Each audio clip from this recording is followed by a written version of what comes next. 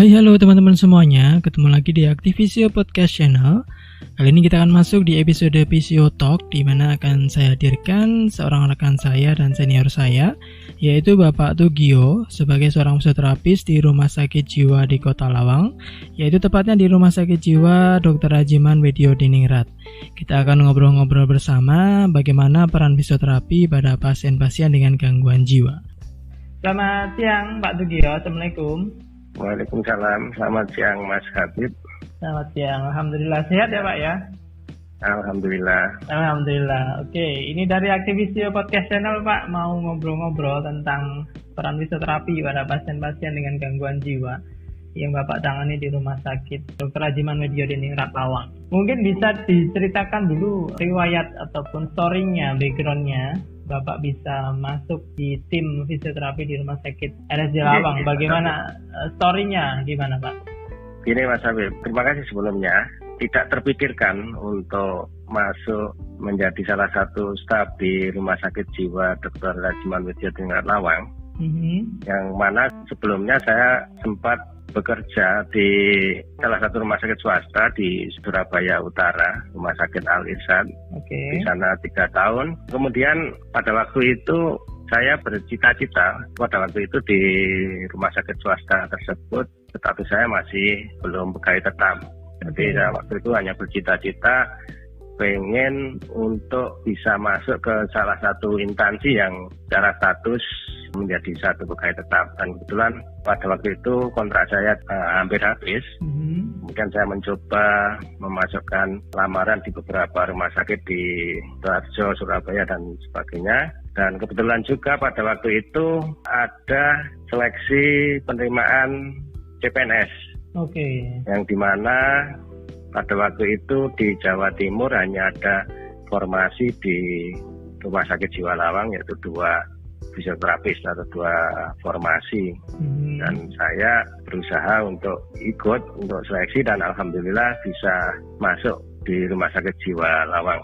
Tepatnya pada tahun 2005. Awal 2005 saya masuk di Rumah Sakit Jiwa Lawang. Jadi sampai saat ini 15 tahun. Sudah berapa dari 15 tahun ya Pak Mas Habib ya. Jadi awalnya ya tidak ada gambaran sama sekali. Nanti di rumah sakit jiwa itu mau bekerja seperti apa, sebagai fisioterapis akan melayani seperti apa. Dan itu memang betul, pada awal saya masuk di rumah sakit jiwa itu memang layanan fisioterapinya masih sangat minim. Jadi pasiennya masih sangat minim sekali, bahkan sering itu tidak ada pasien umum. Jadi kita pada waktu itu, pada awal-awal kita masih diperbantukan di instalasi elektromedis pada waktu itu, yaitu membantu teman-teman medis untuk melakukan ECT. ECT itu semacam, kalau bahasa awamnya ya terapi kejut lah kalau bahasa awamnya. Yang disetrum. Mungkin itu Mas Habib, ya. Ya, kemudian mungkin yang banyak pertanyaan di benak teman-teman dan juga saya, kira-kira perannya sejauh apa ya kita untuk menghadapi pasien-pasien kejiwaan ya, karena ini kan masuk di RSJ, jadi pasien-pasiennya ya setahu saya mungkin 90% atau lebih mungkin ke arah kejiwaan. Ya, kira-kira peran kita sejauh mana Pak Tugio? Sebenarnya seiring dengan perjalanan waktu, pelayanan fisioterapi khususnya di Rumah Sakit Jiwa Lawang semakin lama semakin berkembang. Yang awalnya pasiennya tidak begitu banyak, ketika saya masuk di Rumah Sakit Jiwa ini sudah ada layanan umum untuk fisioterapinya. Cuman pasiennya masih minimal sekali. Ya mungkin karena mindset di masyarakat bahwa ketika masuk rumah sakit jiwa itu adalah khusus untuk orang-orang dengan gangguan jiwa. Nah, kemudian setelah seiring berjalannya waktu, itu pasien mungkin masyarakat sudah banyak mengenal tentang fisioterapi, kemudian telekomunikasi sudah semakin baik. Jadi pelayanan fisioterapi di rumah sakit jiwa akhirnya mulai dikenal masyarakat dan pasien-pasien umum pun juga semakin bertambah.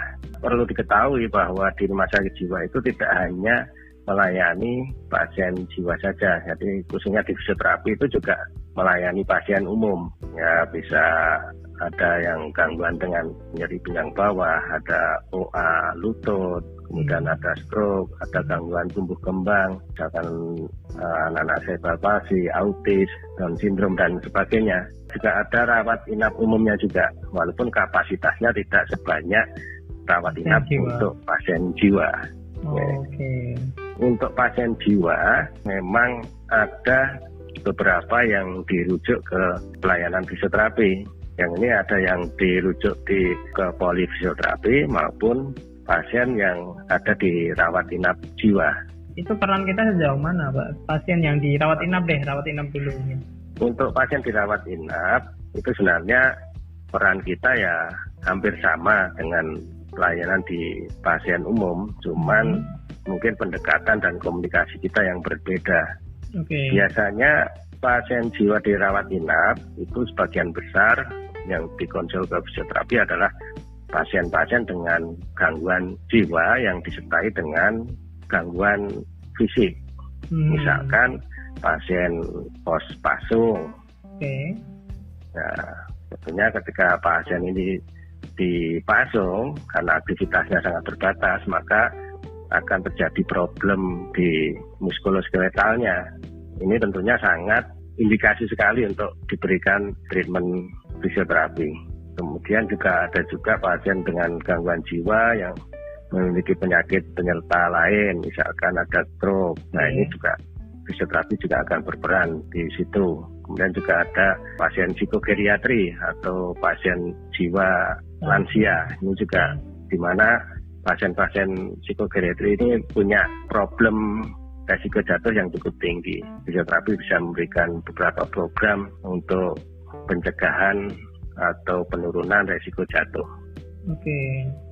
Terus kemudian komunikasinya gimana, Mas? Apakah sulit ataukah ada seni atau triknya khusus untuk pasien-pasien kejiwaan ketika kita mau men-treatment gitu? Ya, tentunya ada sesuatu yang berbeda ketika kita menghadapi pasien dengan gangguan jiwa. Yang mana sebagian besar pasti problem di komunikasi. Ya, artinya kemungkinan besar ada kesulitan pasien untuk menerima aba-aba kita atau menerima perintah kita. Nah, ini perlu trik dan komunikasi yang berbeda dengan pasien umum. Sebagai contoh, misalkan pasien umum untuk latihan, misalkan latihan penguatan atau misalkan latihan untuk jongkok berdiri. Apabila pada pasien umum, kita cukup untuk memerintahkan, Pak, coba naik, atau Pak, coba berdiri, Pak, kakinya diangkat. Tapi untuk pasien-pasien jiwa, kadang hal-hal semacam itu cukup sulit dilakukan, sulit untuk diterima. Mungkin kita bisa membuat satu trik, misalkan kita melatih pasien untuk berdiri maupun berjalan, kita memberikan 2 kursi misalkan. Jadi kursi yang satu untuk duduk, kemudian kursi yang satunya kita letakkan di depannya 2 atau 3 meter, kemudian kita tunjukkan ke pasien tersebut, kemudian kita minta pasien tersebut untuk berpindah dari kursi beliau duduk, kemudian pindah ke kursi yang ada di depan pasien tersebut. Jangan, Pak, itu ada kursi, ayo pindah ke sana yuk, atau Bu, itu ada kursi, ayo kita pindah duduk ke sana yuk. Nah, itu mungkin salah satu pendekatannya. Berarti dengan visual ya, bukan dengan verbal ya, dengan visual clue gitu ya. Ya, itu tadi kan dirawat inap ya, Mas ya. Sekarang untuk pasien rawat jalan, apakah ada pasien rawat jalan yang gangguan jiwa juga? Kalau ada, itu triknya kan pasti berbeda dengan pasien rawat jalan yang biasa. Ya, kira-kira seperti apa, Mas, gambarannya? Ya, Mas Habib. Jadi pasien yang dikonsul ke rawat jalan atau di polifisioterapi itu biasanya pasien-pasien gangguan jiwa dengan gangguan muskuloskeletal. Misalkan nyeri bahu, nyeri pinggang, yang biasanya itu post trauma. Karena pasien jiwa tentunya berbeda juga dengan pasien umum. Jadi ketika pasien umum kita berikan modalitas, kita pasang alat-alat fisioterapi, pasien umum bisa tenang, bisa tidak bergerak dan sebagainya. Tapi untuk pasien jiwa kadang tidak tenang, bergerak, mau duduk pada posisi terlentang, kemudian duduk sendiri. Nah itu tentunya juga satu problem bagi pelayanan di fisioterapi. Jadi biasanya pasien tersebut diantar oleh petugas atau mungkin ada, kalau sebelum COVID-19 itu biasanya yang antar ada petugas dan juga mahasiswa praktikan. Itu kita bisa bekerja sama dengan teman-teman perawat ataupun mahasiswa praktikan ini untuk mengawasi. Tapi terkadang karena kesibukan petugas ini pasien juga tidak ada yang menunggu secara full. Jadi ada beberapa trik yang selama ini bisa kita lakukan. Sebagai contoh misalkan agar pasien tersebut tenang, kita beri iming-iming. Kita beri iming-iming, misalkan kita beri kue, kita suruh tenang, tenang dulu, nanti tak kasih kue. Nah, nanti ketika terlihat sudah nggak tenang, kita kasih kue lagi. Atau mungkin kasih ribet apa gitu yang pasien tersebut narik. Pengalaman terakhir kemarin ada pasien yang masih muda itu kebetulan mungkin suka nyanyi, Mas Abid.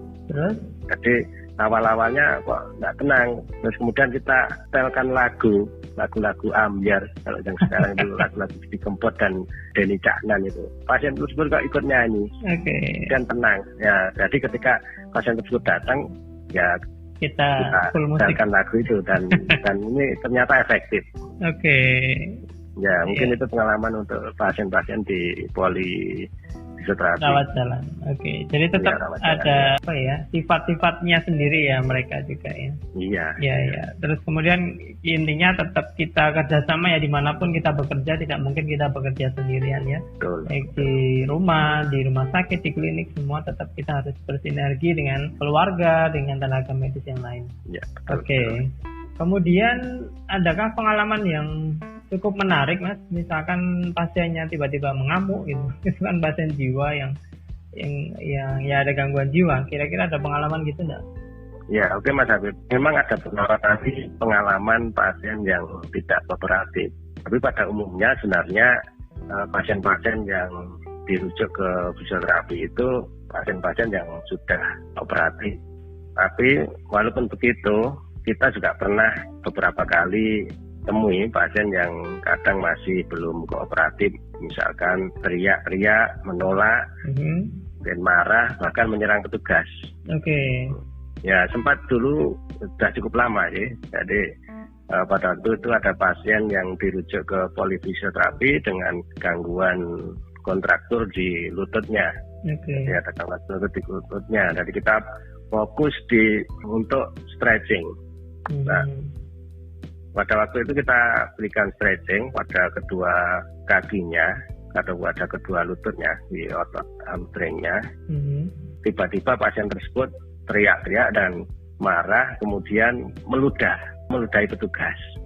Nah ini sampai saat ini masih saya ingat betul pada waktu itu. Kemudian akhirnya karena kita juga jarang menangani pasien yang yang tidak kooperatif semacam itu, akhirnya petugas dari keperawatan yang mengantarkan pasien tersebut turun tangan. Dan dengan sikap langsung mengambil handuk kemudian menutup mukanya. Kira-kira itu yang sampai saat ini masih saya ingat, yang pasien yang awalnya tenang tapi tiba-tiba ketika kita berikan stretching atau penguluran kemudian marah-marah dan teriak-teriak dan meludahi kita. Dan sebenarnya setelah pasien tersebut dinyatakan kondisinya baik, kemudian pulang dan pada waktu kontrol dan alhamdulillah pada waktu itu pasien ini karena ada kontraktur di lututnya maka jalannya itu jongkok. Tapi setelah kita berikan terapi beberapa kali, alhamdulillah bisa berjalan, bisa berdiri walaupun masih dengan lutut masih sedikit fleksi kalau bahasa fisioterapinya, masih sedikit menekuk. Tapi pada waktu kontrol pasien tersebut masih ingat betul sama petugas-petugas di fisioterapi. Berarti memang gangguan jiwa tidak 100% dia lupa gitu ya? Iya, betul. Kemudian tadi kan yang dibahas tentang fisiknya, masalah fisik, kontraktur ya, kekuatannya yang menurun. Kemudian adakah program yang mengarah pada kejiwaannya langsung, Mas, kesehatan mentalnya? Ini kan cukup menarik ya, bahwa saya dengar sih di luar sudah mulai untuk mental health ya, terapi kesehatan mental. Saya itu juga belum detail ya membacanya seperti apa treatmentnya.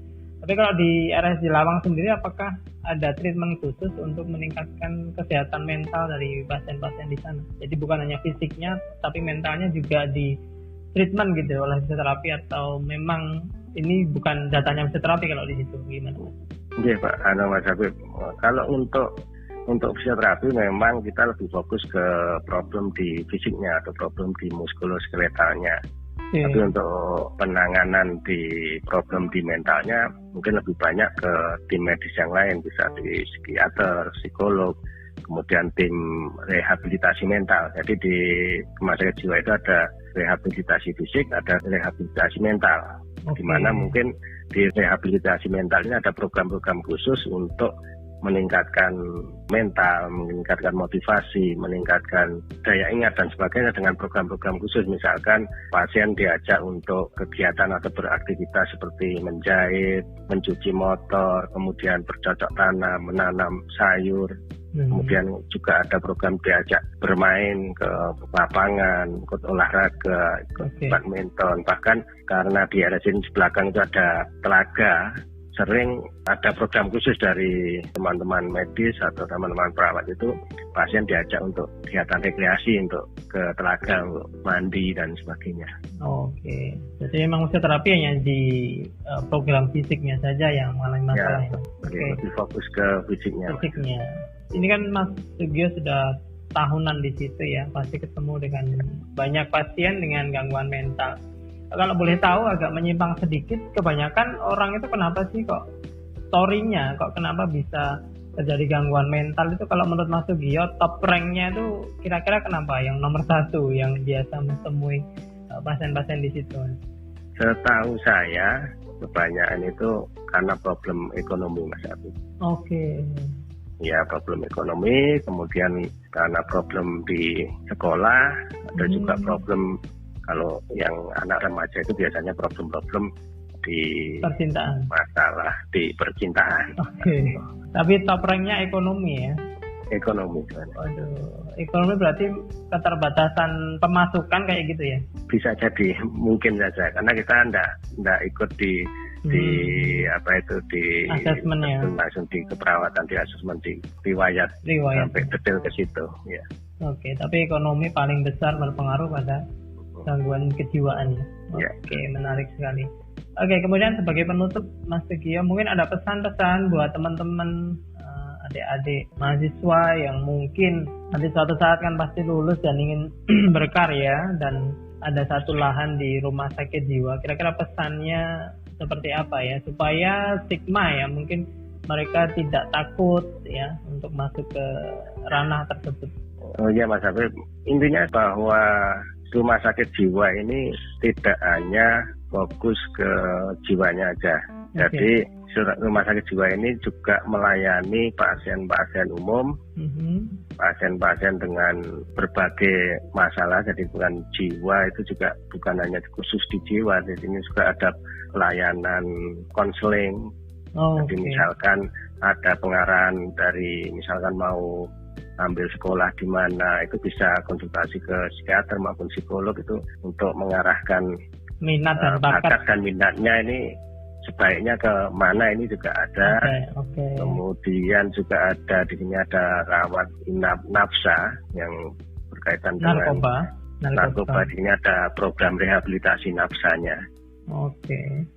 Ya, kemudian kalau khususnya untuk fisioterapi, ini sebenarnya banyak lahan atau banyak hal yang bisa kita lakukan. Selain pelayanan fisioterapi sendiri, kita juga bisa bekerja sama dengan instalasi promosi kesehatan rumah sakit atau PKRS, yang ini kita bisa berperan sebagai promosi maupun preventif, yang berkaitan mungkin bisa berkaitan dengan pencegahan maupun penanganan cedera di masyarakat. Kemudian mungkin kita bisa memberikan penyuluhan-penyuluhan sederhana, fisioterapi sederhana pada pasien stroke, atau mungkin fisioterapi sederhana pada gangguan-gangguan tumbuh kembang. Kemudian kita juga bisa masuk di posyandu disabilitas yang dikembangkan oleh PKRS, Rumah Sakit Jiwa Dr. Lajiman Widjodiningrat Lawang. Ini tentunya sangat menarik ternyata ketika kita masuk di rumah sakit jiwa ini. Jadi Nah, khususnya di rumah sakit jiwa ini yang mungkin dari luar kesannya menakutkan, tapi sebenarnya ini sesuatu yang menarik ketika kita masuk di rumah sakit jiwa, di mana suasana rumah sakit jiwa pada umumnya itu biasanya luas, tenang, dan nyaman. Kemudian tim medisnya juga cukup komplit dengan berbagai penanganannya. Kemudian ruang perawatan yang sudah representatif dengan adanya pemilihan ruang khusus atau juga ada ruang isolasi untuk pasien-pasien yang masih belum kooperatif. Jadi insya Allah tidak ada yang perlu ditakutkan ketika masuk di rumah sakit jiwa karena semuanya sudah diatur dan ditata sedemikian rupa sehingga insya Allah keamanannya akan terjamin. Lahannya masih luas ya untuk fisioterapi di situ ya? Ya. Oke, baik. Terima kasih Mas Sugio sudah banyak bercerita tentang pekerjaannya dan juga peran fisioterapi di rumah sakit jiwa terkait dengan pasien-pasien jiwa. Mudah-mudahan sukses selalu, sehat selalu untuk Mas Sugio. Terima kasih sudah bergabung. Terima kasih Mas Habib, sama-sama. Oke, sampai ketemu lagi ya. Mudah-mudahan Mas Habib juga sehat selalu walaupun stay at home tapi kreatif dan luar biasa. Ini menjadi satu pelajaran bagi saya juga agar tetap belajar, tetap berkarya seperti Mas Habib. Badan kita boleh terkungkung di satu ruangan tapi pikiran tetap harus jalan dan liar. Ide kreatif harus jalan. Ya, oke. Oke, sekali lagi terima kasih Mas Sugio atas waktunya dan teman-teman semuanya. Sekian dulu podcast untuk edisi Fisiotalk kali ini yang sudah kita hadirkan bersama Bapak Sugio, fisioterapis di Rumah Sakit Jiwa di Kota Lawang, yaitu Rumah Sakit Dr. Rajiman Widyodiningrat. Mudah-mudahan memberi inspirasi untuk teman-teman semuanya yang nanti lulus dan akan bekerja di rumah sakit atau tempat manapun, ada gambaran bahwa fisioterapi masih sangat berperan di rumah sakit jiwa ya. Terima kasih atas atensinya. Kita ketemu lagi di podcast Aktivisio untuk edisi selanjutnya. Thank you.